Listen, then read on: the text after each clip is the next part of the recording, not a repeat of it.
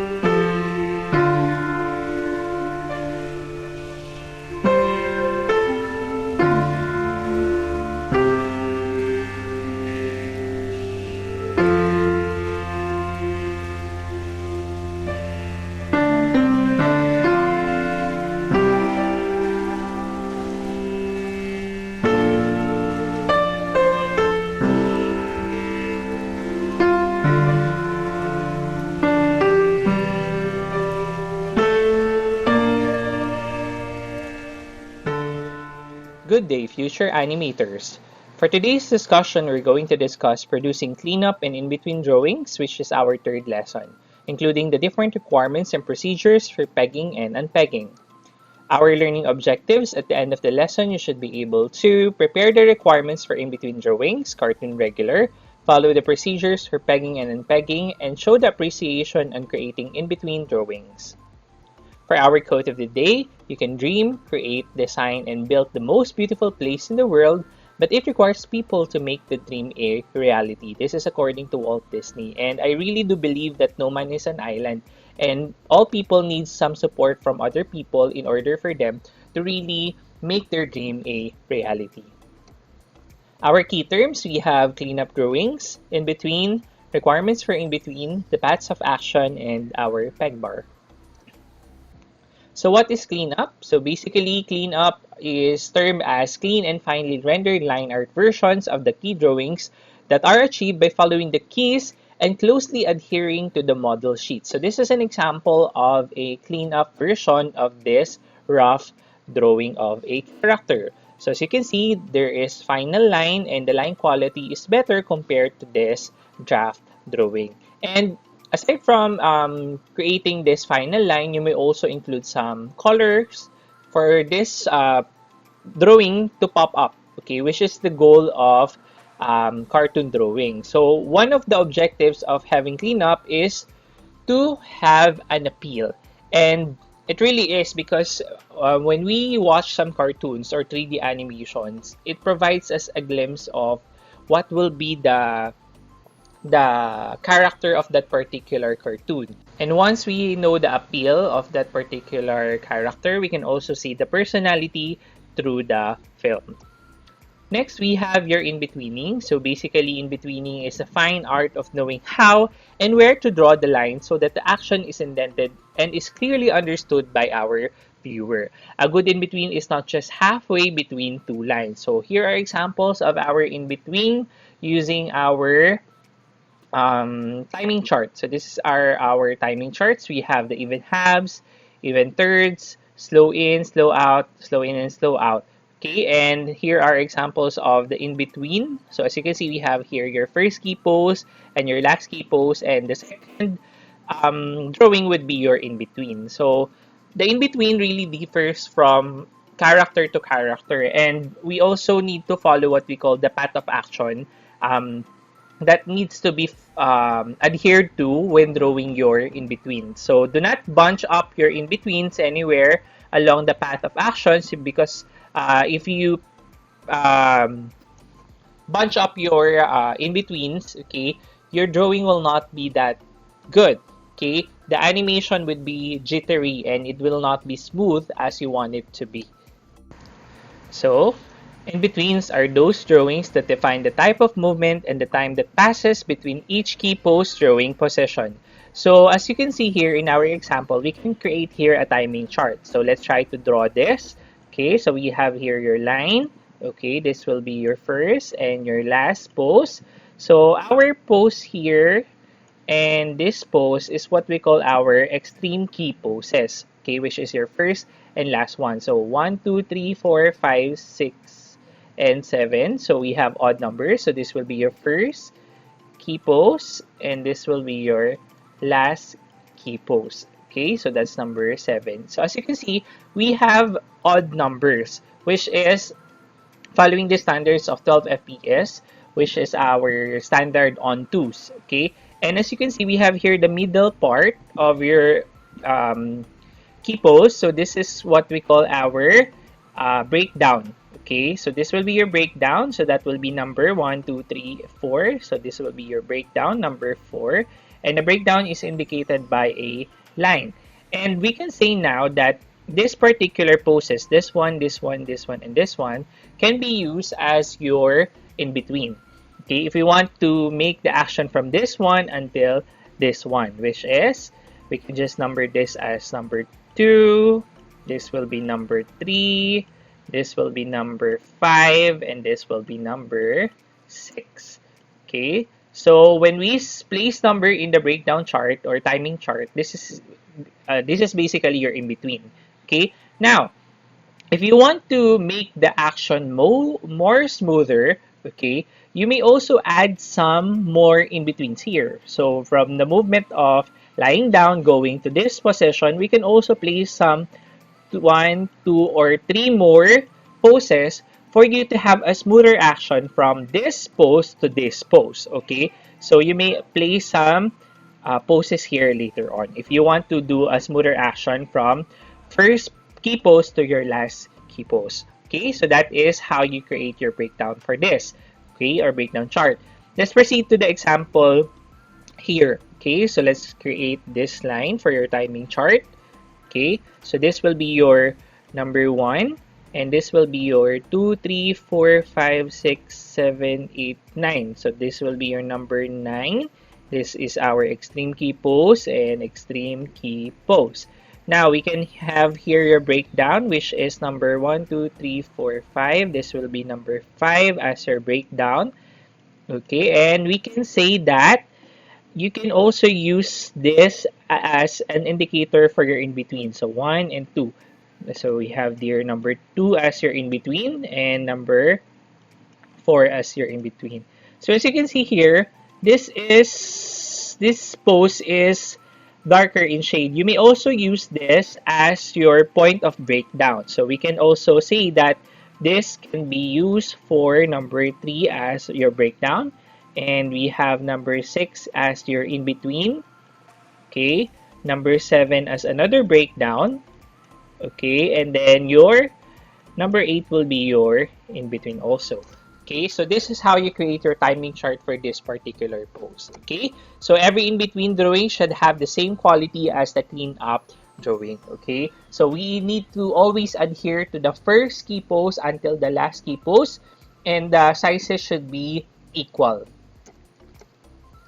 Okay, so in-betweening is usually the first level for people who are new to the animation industry, because it's very important to know this for us to have a smoother transition of actions. Okay, in-betweening helps the action appear more smoother, which is the goal of our animation.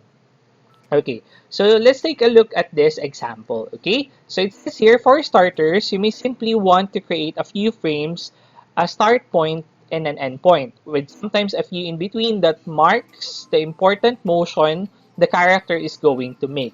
So let's take a look at this. So we can see that this is your first pose, second pose, third pose, and your fourth pose. Okay, but if we use this as your animation, okay, you can see here it's pretty choppy and looking, okay, but we get the basic idea where and how this character will be moving. Okay, so as you can see, the movement is not that good.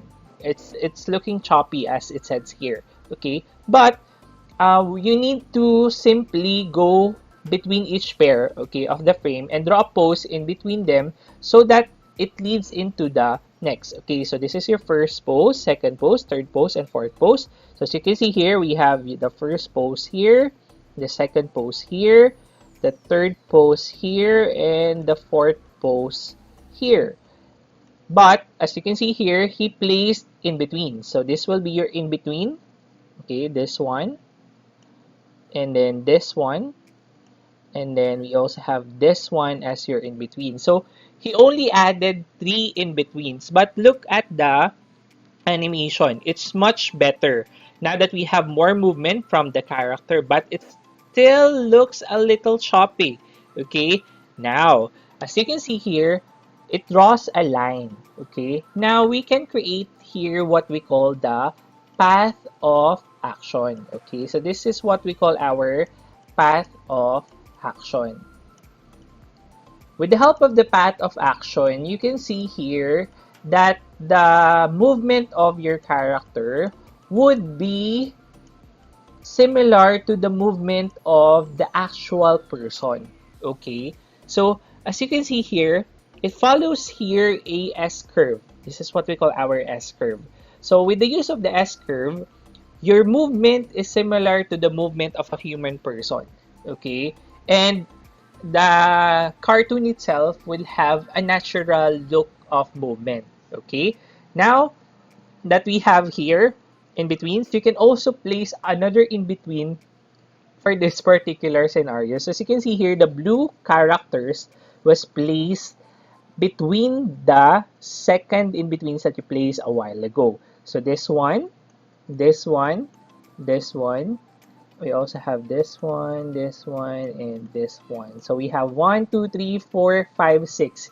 He also added 6 more in between so that the animation looks a lot more smooth and has a vivid movement. Okay, so let's now test your knowledge if you understand how in between is being made. So let's try to look at this example. So we have here your first pose and your third pose. Okay, this is your first pose, third pose, first pose, third pose, first pose, and your third pose for this particular shape. So you may also do this. Okay, you may answer like this in order for you to create that first movement until the last movement. But thing is, you may also do this. Okay, you may also create the movement from this action to this action. Okay, we can also use this as similar with one of the principles of animation, which is squash and stretch.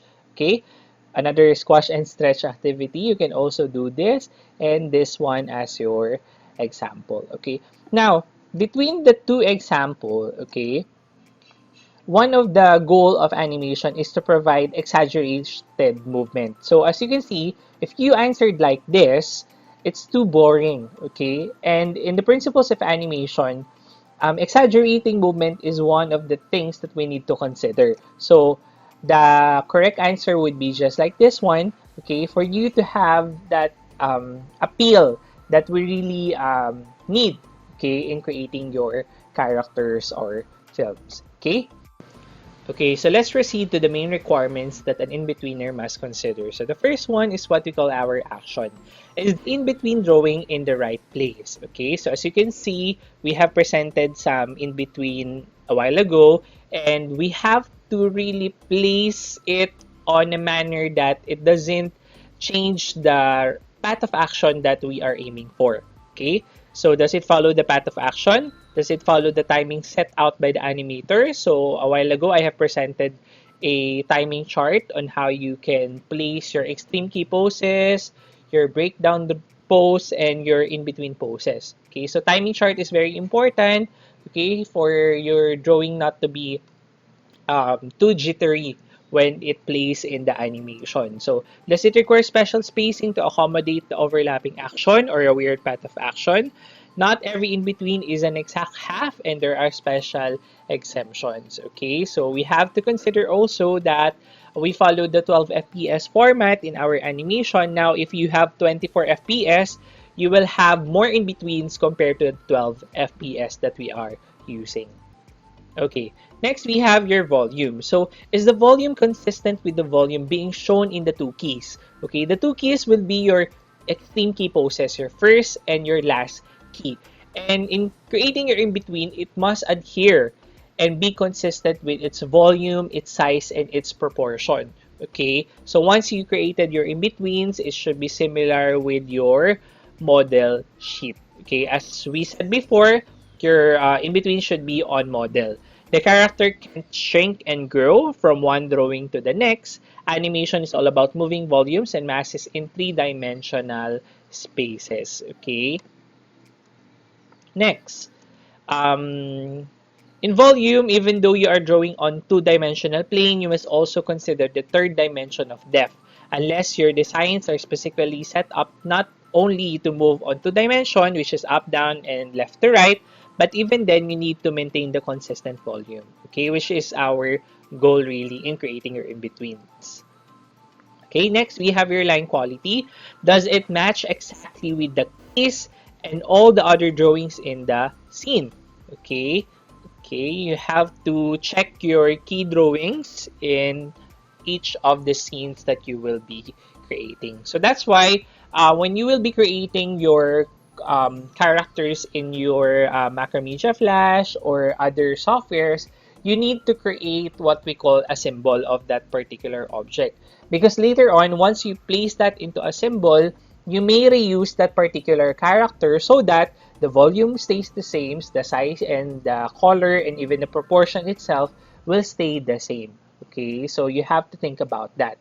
Altering the line quality from one drawing to the next will cause the image to boil and crawl, okay, which we do not want to see in any animation film. Unless your design style is to do this on purpose, you want the audience to be looking at the characters acting. That's why, as I said a while ago, when you want to create a character that presents an appeal, it also presents the personality of that cartoon or drawing. Okay. Another requirement is what we call our flipping, okay, which is similar with a flip book. This is the physical process of moving the drawings in your hand in order to create the optical illusion that they are moving. Okay. One of the goal of flipping is to really check if your movement is smooth or not. Focus on the lines that are moving on the paper. You need to see each individual line as it moves from one point to another, as well as the overall mass that the lines represents. So this is an example of a flip book. Let's take a look at this.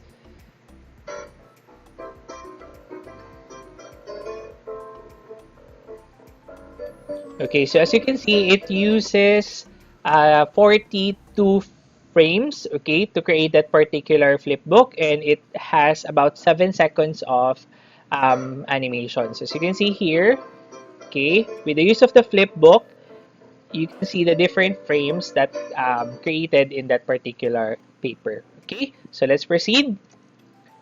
Now, this is the path of action that I was telling you about a while ago. So we have here the C curve and the S curve. So the movement that I use in the in-betweens that I presented as an example is the S curve, which is a movement for walking or moving action from sitting to the uh, standing up pose. Okay, so we have here an example of that particular action. So we have here an example of a C curve. Okay, this can also be an example of an S curve. Okay, and so on. So arcs are major principle attached to the in-between process. Most actions follow an arc or curve path of action. The reason for this is that most action work like a fulcrum or pendulum, and arcs add dimension to your movements, especially in the head. By tilting the head down slightly on a head turn, you can avoid a flat linear movement. Okay, so here are some examples of this paths of action. Okay, so we have your straight line, your C curve, we also have your S curve, and so on. And as animators, please do not deviate from the chosen path of action because it will make your movement not correct from your first pose until the last pose. Okay, so here are examples of the different paths of action. Okay, so this follows a S curve, okay, and arcs. Okay, so this is a running movement. This is a jumping movement, as you can see here. This is a walking movement. Okay, if we created a drawing that is on a straight line path of action, it will not be as good as you want it to be because that's not how natural movement is being done. So in order for us to have a better movement, you need to create what we call the different paths of action. Okay, so you really only have three options when it comes to a path of actions. Any point of the line itself, it can be straight, C curve, or S curve. Once you have chosen the appropriate path of action, you must stick with it. You can't deviate from it no matter what. If you do it, will cause the point or line to jitter. So here are examples of that C curve, and we have your S curve as an action. Okay, so this can also be used as your basis in drawing your characters later on. Okay, actually there are some model sheets online that you can follow in order for you to do the different action poses. Okay, and you may also adhere to that particular model sheet if you want to. Okay. So the basic rules for in-betweens, your timing and spacing is also very limited in that you must stick to the even spacing. Okay, that's why we use the 12 FPS format, because we have the um, even spacing that is used on the timing chart. Okay, so that's how you use that. Okay, so let's proceed to the peg bar. So a peg bar is a piece of plastic, or if you get fancy, a piece of metal that is meant to hold your papers in place when you draw and shoot your animation. And this is usually used on your animation disc. Okay, so here are some examples of peg bars that are used in Disney. So we have in New York, there were pegs by Acme, a small round hole with two thin slots on either side. So this is an example of an Acme. So we have rectangular holes and circle hole on the middle. We also have Oxberry, which is a small center hole with wider slots on either side. So this is an example of the Oxberry peg bar. So it has wider slots compared to the Acme. We also have the Signal Corps, close to Oxberry but closer to three round holes. Okay, and we also have the Fleischer famous Terry tools. This has three round holes. This is an example of the Fleischer. And for Disney, this is also known as your Signal Corps. Okay, so this Acme plastic, Lightfoot plastic, and Acme aluminum is used in your drawing when shooting it as a character itself. So what is the purpose of a peg bar? So as defined before, it is used to really place the paper and not move it in the animation disc. So this is your animation disc, and this is where you can place your peg bar. So a peg bar not only holds your paper in place when you're holding them, but when you remove them from the peg bar and later place them back in it when you're shooting your hand-drawn animation, it makes sure that the paper goes exactly where it did the last time. So your drawing stays in the correct place, because as we create your in-betweens or breakdowns, okay, it still adheres to the first key pose until the last key pose that you are aiming for. Okay? Okay, so to end our discussion for today, animation can explain whatever the mind of man can conceive. This is according to Walt Disney. That's why not only children are very hooked on watching some animated films. Even adults can also watch some animated films. Because they can explain what they want to explain using cartoons, okay, and not primarily on creating it in a natural way. Okay, so for our practice, you're going to do PETA number 3, in which you're going to create an interactive logo using SMU Senior High School and the logo as SMU using Motion Tween, Motion Guide, masking, and frame by frame using Macromedia Flash or any application that you will use for animating. You need to submit the FLA file and SWF file of your output in our learning management system. So on this particular practice, I will be giving you a video on how you can use Motion Tween, Motion Guide masking, and frame-by-frame animation in another video. Thank you for watching, and I hope that you have learned many things from our discussion. See you on our next lesson. Keep safe, and God bless.